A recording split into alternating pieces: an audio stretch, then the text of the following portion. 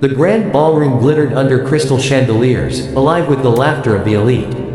Suits and gowns swirled like shadows in a dream, but for Ethan Harper, it was a nightmare unfolding in slow motion. He stood at the edge of the crowd, tray in hand, serving champagne to the very family that claimed him as their own, yet treated him like dirt. His uncle, Reginald Blackwood, the iron-fisted patriarch of the Blackwood Empire, raised a glass for a toast. To family, Reginald boomed, his eyes locking on Ethan with a sneer. And to those who know their place. The room erupted in chuckles as Reginald's son, Victor, accidentally bumped Ethan's tray, sending glasses crashing to the floor. Shards flew like accusations, and the crowd's gaze turned to Ethan, pitying, mocking. "Clean it up, boy," Victor hissed, loud enough for all to hear. "That's all you're good for." Ethan's face burned, fists clenched behind his back. But as he knelt amid the broken glass, a whisper of fury ignited in his chest. What if this wasn't his fate? What if the Blackwood's glittering world was built on a lie? The camera lingers on his eyes, defiant, unbroken, hinting at a storm about to break. In the sprawling Blackwood Manor, perched on the cliffs overlooking a stormy sea, Ethan Harper moved like a ghost through its opulent halls. Adopted into the family as a child after his parents' mysterious death, he was now 28, reduced to the role of errand boy and scapegoat. His days blurred into endless chores, polishing silver that mocked his poverty, enduring the sharp tongues of his Aunt Lydia and cousin Victor, who lounged in luxury while he toiled. Ethan's only solace was the attic room, cluttered with faded photos of his real parents, simple folk, vanished in a car crash that left him orphaned and at the mercy of the Blackwoods.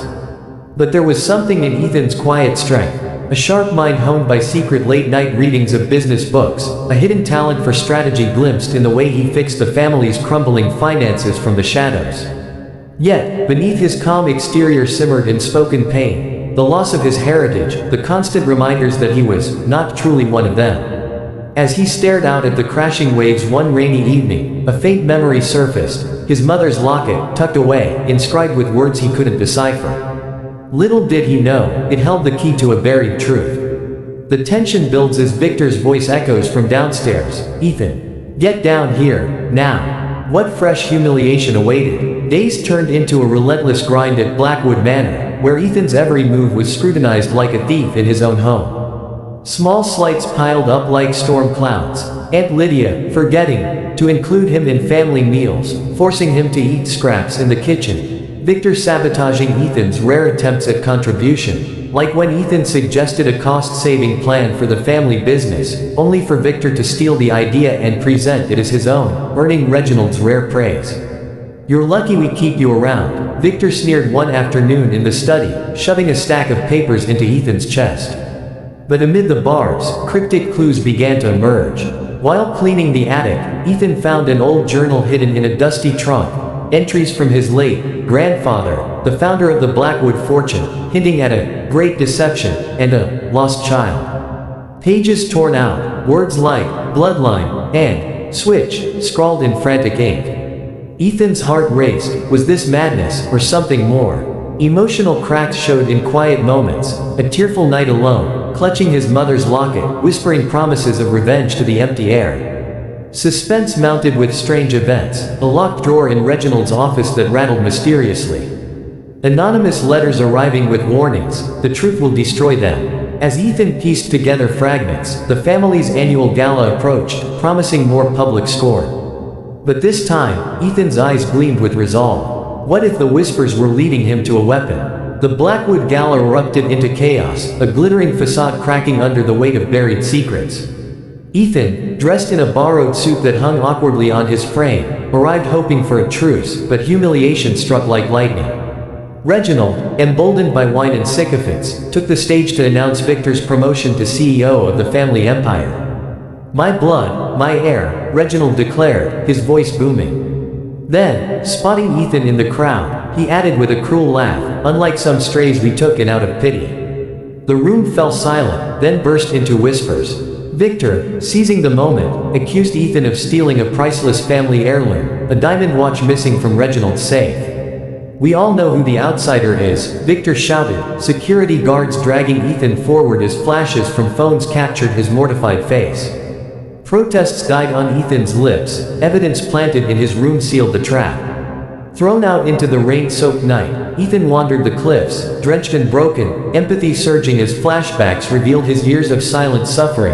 The beatings as a child, the stolen opportunities, the family that claimed love but delivered only pain. Pressure mounted. Police sirens wailed in the distance, rumors of arrest swirling. Emotional stakes soared, Ethan's dreams of belonging shattered, replaced by raw fury. But as he clutched the locket, a final clue clicked. The inscription matched a symbol in the journal. Alone in the storm, he vowed revenge. Would the Blackwood's empire crumble before they destroyed him completely? In the dead of night, Ethan broke back into the manor, heart pounding like a war drum, driven by a fire that no humiliation could extinguish. Sneaking into Reginald's office, he cracked the locked drawer with tools scavenged from the garage. Inside, a sealed envelope marked, "For the true heir." Trembling hands tore it open. Documents, DNA tests, a confession from Reginald's late wife. The shocking twist exploded like thunder. Ethan was no orphan adoptee. He was Reginald's biological son, switched at birth in a hospital mix-up orchestrated by a desperate nurse paid by Lydia to secure her own child's future. Victor, a fraud, the real outsider.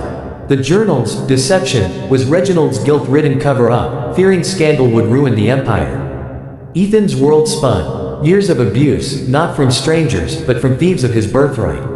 Emotional waves crashed, betrayal sting mixed with inspirational fire, relatable to anyone robbed of their potential.